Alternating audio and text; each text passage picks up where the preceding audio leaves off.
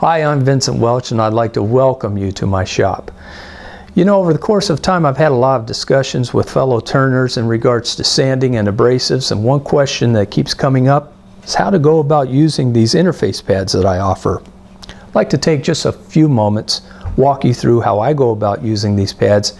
Hopefully this helps you as you progress through your sanding projects. Now, generally, I'm going to use a 3-inch setup for the example. And it doesn't matter whether you use 3-inch discs or you use some of my 3 3/8-inch discs. I think you'll see the benefit of why I choose to use 3 3/8-inch discs as we progress through. But let me show you what we've got. Generally, people take a sanding disc and they put it directly on their backup pad, and that works great.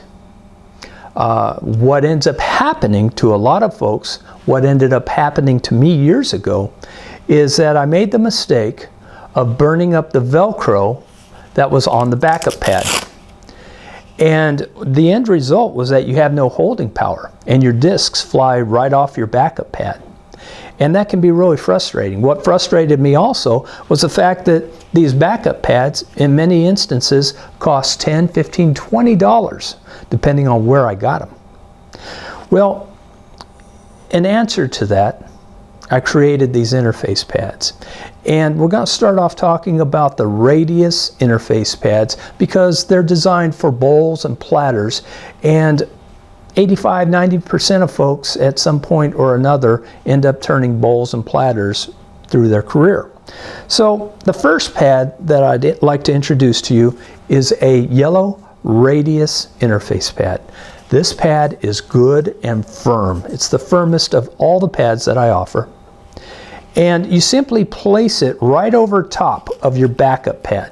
Now this does two things. First, it protects your backup pad. This interface pad only costs a fraction of the cost of the backup pad itself. And leave it. It never, ever, ever comes off unless you foul the Velcro of this interface pad and you need to replace it. Outside of that, leave it on. Take your disc.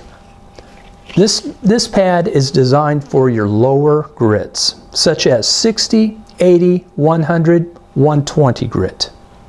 Simply place your disc right over top. You can see that the oversize of my 3 3/8 discs roll up and over the edge of this radius yellow pad. This allows you not only to sand the outside of your bowls and platters, but also sand the inside of your bowl and platter, allowing you to get to places that you otherwise might struggle, such as under lips and so forth. I think you can see where this could be helpful. Now, once you've sanded up to 120 grit, what I'd like for you to do is stop. Check your work. Make sure that you've gotten rid of all of your deep scratches and your tool marks. They should be gone at this point. And if they are, you're ready to progress on.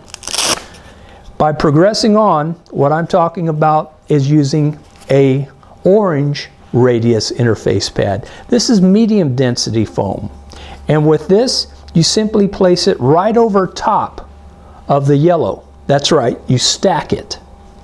Put it right over top and continue on with your sanding process. Again, 150 grit, 180 grit, 220 grit, medium density, medium grits. Same thing as before, sanding right through the progression.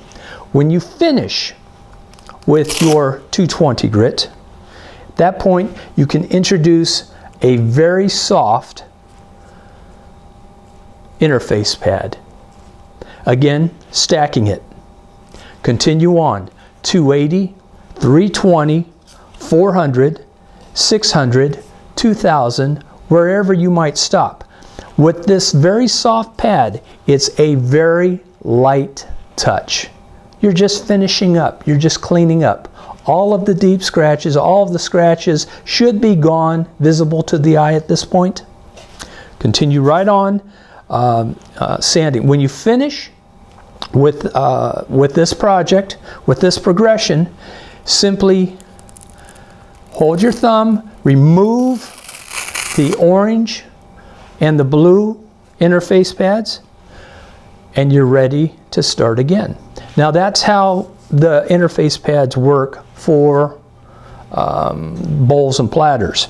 If you are sanding something to where you don't want the overlap, you don't care for that radius edge, and you want the disc to go right out to the edge of the pad itself, rather than putting the disc right on the backup pad as we talked about before, simply use one of my tapered interface pads. This allows the disc to go right out to the edge. So it's like you have a 3-inch backup pad with a 3-inch disc. It's the same difference. This would be ideal if you're working right up to an edge of a project to where you didn't need any overlap or any overhang. Again, we've got the yellow for the lower grits, good and firm, 60, 80 grit, 100 grit, 120 grit. Once you finish with that progression and you're ready to move on, again, introducing the orange interface pad, medium density. This has a taper to it rather than a radius edge. Place it right over top of the pad. Put your disc right over top of it. Continue right on. 150, 180, 220 grit. When you finish with this, if you'd like, take the very soft pad that we were using before, placing it right over top, and finishing out. 280, 320, 400.